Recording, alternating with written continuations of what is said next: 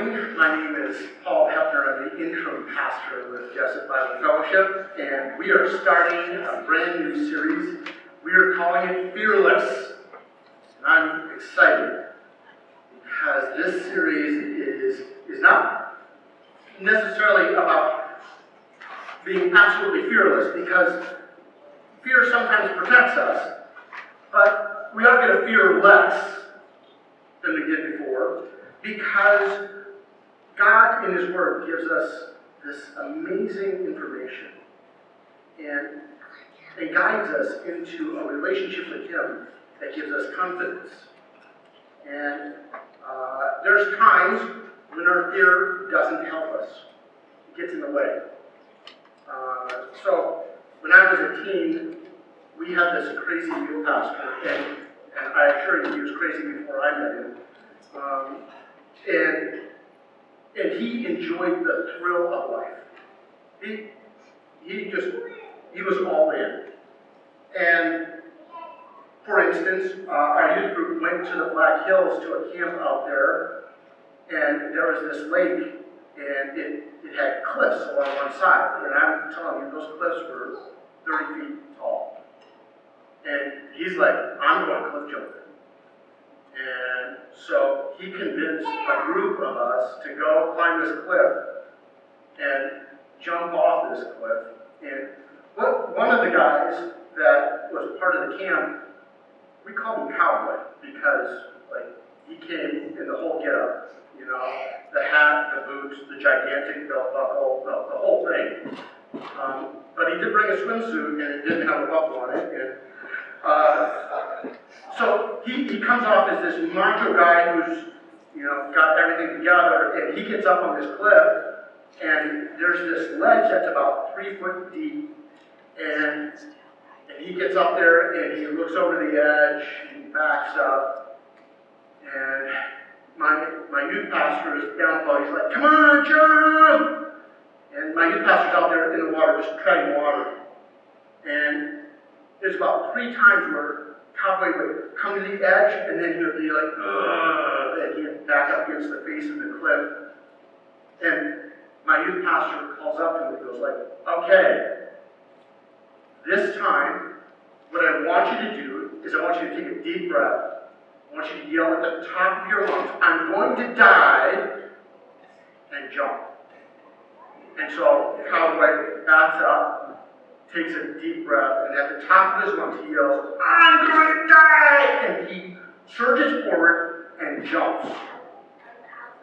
And Cowboy died. Actually, a part of Cowboy died. The part of Cowboy that kept him from being able to step out and believe that he could jump off this cliff and into the water. There was a piece of that fear that died on that day and set him free at a new level to face life. And that's exactly what we want to talk about. We want to talk about fearing less, about being able to face life with a sense of confidence, a sense of drive, and that we experience life for everything it's worth. And in order to do that, we're going to dive into the information that God gives us. Because in God's information, He creates a new identity for us and a new direction for us. I have this favorite author.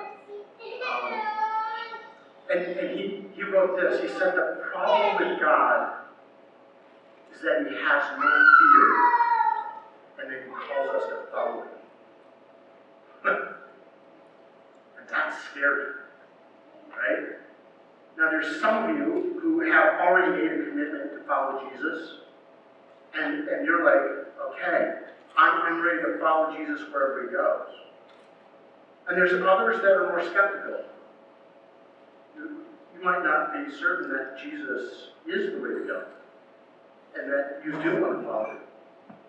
And that's okay, because we're just asking you to come along and to study this with us, and to ask those questions, and to wrestle with, how far do I want to go with following Jesus? And we're going to go into an Old Testament story. We're going to watch a man go through this whole process of, do I really want to follow God? And we're going to Exodus chapter 2, starting at verse 11. For those of you who are familiar with Moses, we're going to look at the life of Moses. We're going to kind of hop, skip, and jump through his life. And I want to kind of catch you up with where we are in the story, because we have to understand the setting that Moses was in. Moses was born to these two Hebrew parents who were slaves at the time in Egypt. And they were highly oppressed. And during this time, what had happened was Pharaoh had realized that this nation of Hebrews, these Jews, had multiplied and grown and were becoming physically strong, and their numbers were becoming so big that he was afraid that they, as the nation of Egypt, could no longer keep them as slaves, that these people were becoming so many that they could overpower them and take over the country. And so here was his instruction. His instruction was, if any Hebrew woman has a baby boy, you're to kill her. And we'll just keep the women around so that we can control them. And Moses' parents have this beautiful baby boy, and they can't even imagine killing him. And so they're trying to figure out what to do. So they know that they can't hide him at the house. So what they do is they decide to hide him down in the river by creating a little boat for him and putting him in the boat and hiding him kind of where no one will be. But it just so happens that Pharaoh's daughter goes out for a swim. And while she's out at the lake, she hears this baby, finds this baby, and falls in love with him immediately. She decides to adopt him. And the problem that she has is that this baby is so small that she needs someone who can feed it. And Moses' sister is hiding out there in the cattails. She pops up and goes, ooh, ooh, ooh, I know someone who can do that. And so Moses' actual mom actually gets to raise her baby boy and to be the nanny. So this is the whole background of what's going on. And so Moses doesn't just grow up as an Egyptian, he grows up as Egyptian royalty. Think about that. He has the best food, he has the best clothes, he gets the best education, he gets the best of everything. And so, while Moses walks like an Egyptian and talks like an Egyptian, he's really a Hebrew, and he knows it. And that's where we pick it up. Moses is about 40 years old when this happens. This is Exodus chapter 2, starting at verse 11. It says, one day, after Moses had grown up, he went out to where his own people were, and he watched them at their hard labor. He saw an Egyptian beating a Hebrew, one of his own people. And looking this way and that, and seeing no one, he killed the Egyptian and hid him in the sand. Now here's what amazes me about the Bible stories. They were put in an interesting situation because paper and ink were incredibly expensive and rare to find. So when they wrote these stories, they somehow managed to take these gigantic stories, reduce them down to a few paragraphs, and pack as much meaning into them as possible. They carefully thought through every word so that every word could convey as much meaning as possible. And so if you look at these stories, they are incredibly efficient with their words, and they're incredibly effective at conveying meaning. So when you read the phrase that Moses watched them at their hard labor, you can pick up a lot right there. You can pick up what Moses is feeling, because here's his family, his relatives, and they're being driven in hard labor. And then the author says that Moses saw an Egyptian beating a Hebrew. Something must have gone off inside of him, because the author tips us off. He says that Moses looked this way and that. And when someone's looking this way and that, you know that what's in their head is something that they don't want anyone else to know about. Now, I do want to clarify something, that sometimes in our translations, our translators have difficulty fully knowing exactly how to translate certain words.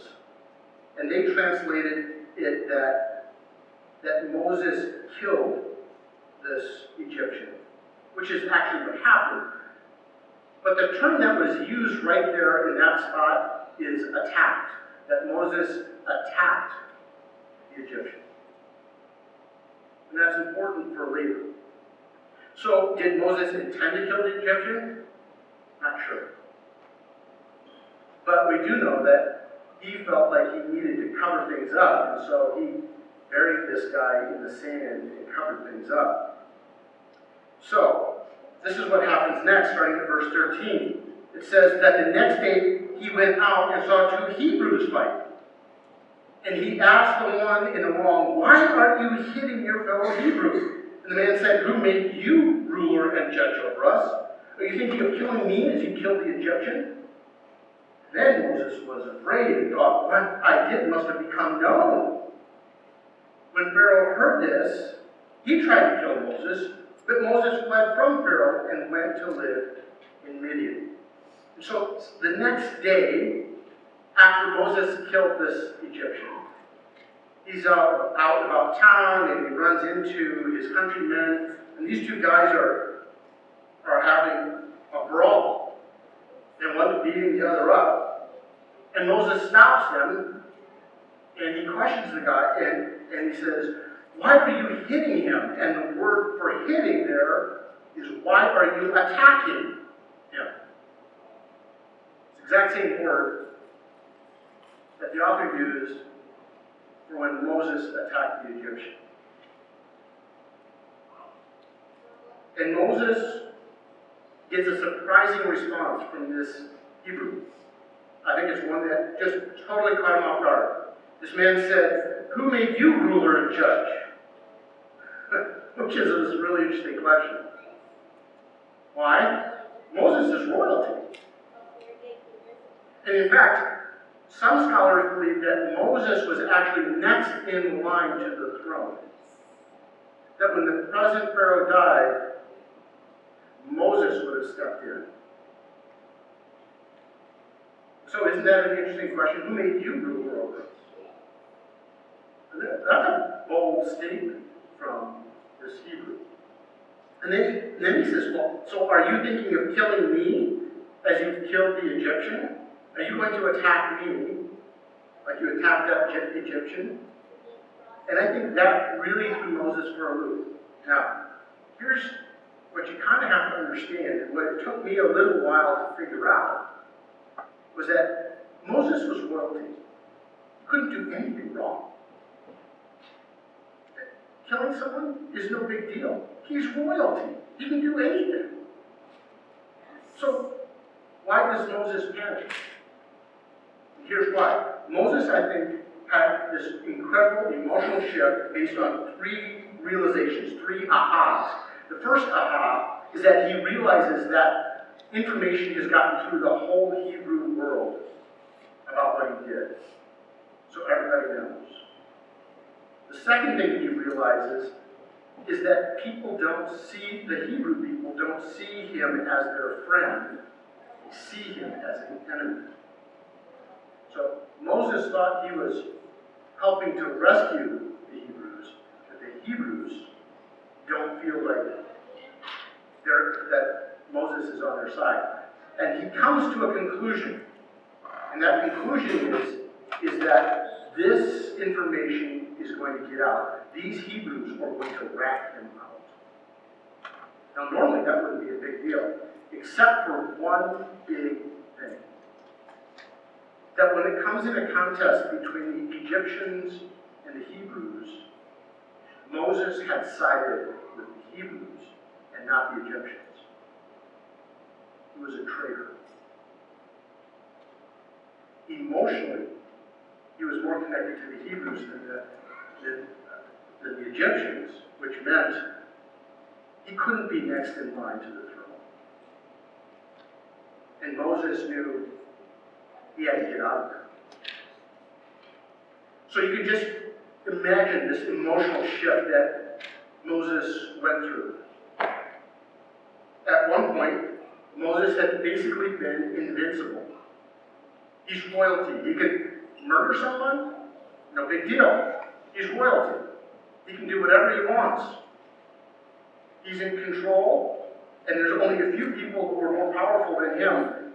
And so no one can touch him. And now, all of a sudden, he realizes that he's going to be the most hunted man, the most despised man in all of Egypt. Can you imagine the emotional shift that happens inside of him? The tidal wave of fear that happens in that moment. I find it interesting that some of the people that we tend to view as the most in control, the most powerful, the most well-situated people in the world are also the most insecure. Why? Because they have the most to lose. Yeah, they have lots of money. Yeah, they have lots of power. But they have to maintain this facade of control at all times. Because if they give up that facade of control, it could all collapse. That's what happened with Moses, and that's what happens with people in leadership. If they have this desire to be in control, if they have this desire to be the one who everyone looks up to, they have to put on a facade, they have to put on a fake picture of who they are. And they get trapped in their insecurity. Okay, so now just think about your life. How many times do you find yourself insecure? What are the situations where you go like, wow, I feel trapped? Because what if this all falls apart? And we don't really call it fear. What we call it, we say we're stressed, right? Which is another word for fear. And we get stressed out. We get stressed out of, ooh, am I going to be late? And we're all stressed out, right? We're hustling here, we're hustling there. Did I do enough? Did I get enough done today? And we're all stressed out about that. And did I get it done right? Is everybody going to approve of it? And do I look fat in these jeans? We're stressed. We're worried about all these things, right? It's fear. And it drives our life. It traps us and forces us to act a certain way. And it all starts way back in grade school, out on the playground, where other kids point out our vulnerabilities, our weaknesses. And we're trying to measure up, we're trying to look good, we're trying to fit in. And it's pointed out where we don't. And so we grow insecure. And the crazy thing is, as we get older, our insecurities grow, they don't shrink. They haunt us.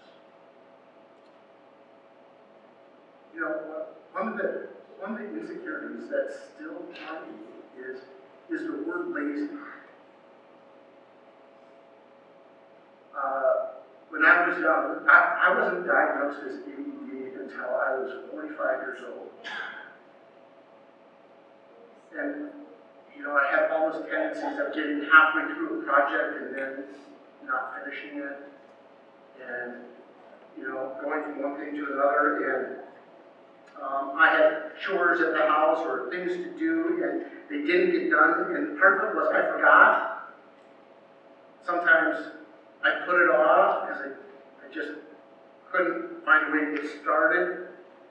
And it got labeled as lazy. And still to this day, I fight that word going off my head. And it affects how I act and what I do. Now, it isn't just the negative labels that keep us trapped. Sometimes it's our strengths that trap us. Because where we find this point of distinction, this point where we stand out from other people, and then someone else shows up that has those same types of gifts, and maybe they're even more gifted than us, there's that temptation to stifle the other person, to keep them from being successful so that I'm the one who's in control, and I'm the one who looks good. And so, there's all kinds of things that we'll do to kind of keep our status, whether at work or at home or wherever. And so insecurity has all these different ways that it shows up. And there's this whole list of possible ways. So for some of us, insecurity shows up as perfectionism, where we demand perfection from others and ourselves. And it's not done until it's done absolutely perfect. Or insecurity shows up as just being controlling, where I have to be the one who decides what happens.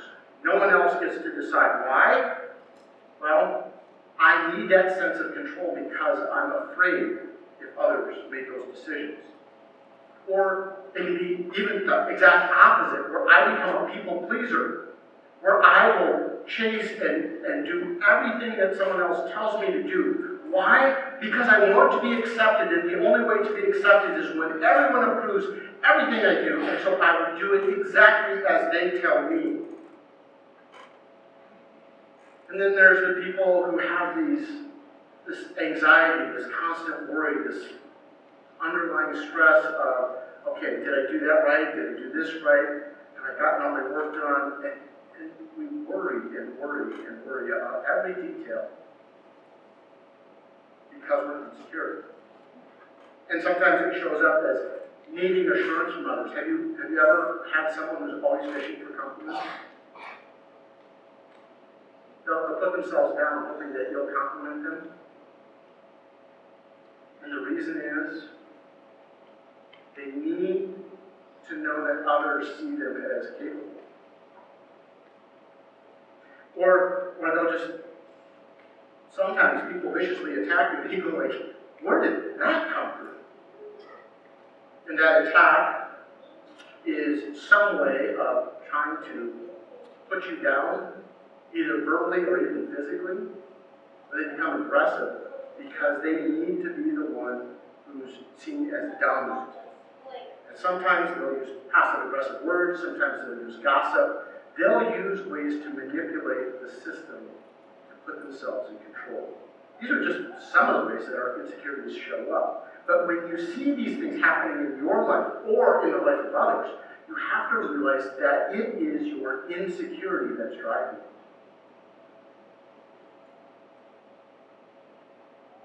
So how do we fearless? How do we get to where we get out of this trap? How do we move ourselves so that we have the sense of freedom? Like cowboy, being able to step off that ledge and plunge into the water below. How do we get to where our fear isn't regulating what we do and how we do it? Well, I'll tell you the first step. The first step is to die to ourselves. We have to die. We have to give up that selfishness, that sense of I need to be in control. And here's what happens to us. And I'm convinced that sometimes it's God who does this.